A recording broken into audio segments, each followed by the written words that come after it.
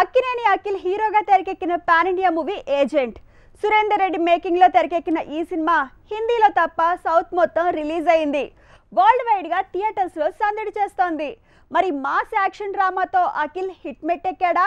Take a look. Akhil, Sakshi Vaidya, Mammootty combination లో తెరకెక్కిన spy action drama agent.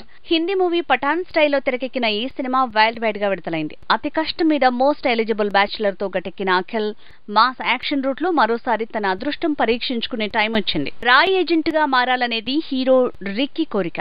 అయితే చాలా సార్లు సెలెక్ట్ కాకపోయినా హీరోకి మమ్ముట్టి ఓ డేంజరస్ మిషన్ అప్పగించడం, ఆ ప్రాసెస్ లో విలన్ నుంచి దేశాన్ని ఎలా కాపాడాడు, ఇదే స్టోరీ లైన్ తో తెరకెక్కింది ఈ సినిమా. ఏజెంట్ మరో పఠాన్ అని ఇక్కడ పోలికలు పెట్టినా అదే పెద్దగా కథ లేకుండా తెరకెక్కిన మూవీ. ఇక దాంతో పోల్చారంటే ఇందులో కథ కోరుతుందేమో అన్నారు. కానీ మంచి స్టోరీ లైన్ తోనే వచ్చిన ఈ మూవీకి స్క్రీన్ ప్లే ఆసక్తికరంగా లేదనే కామెంట్లు పెరిగాయి. అఖిల్ నటన పరంగా చాలా మెరుగయ్యాడని, మమ్ముట్టి సినిమాకు అదనపు ఆకర్షణగా మారాడు అనే రెస్పాన్స్ వస్తోంది.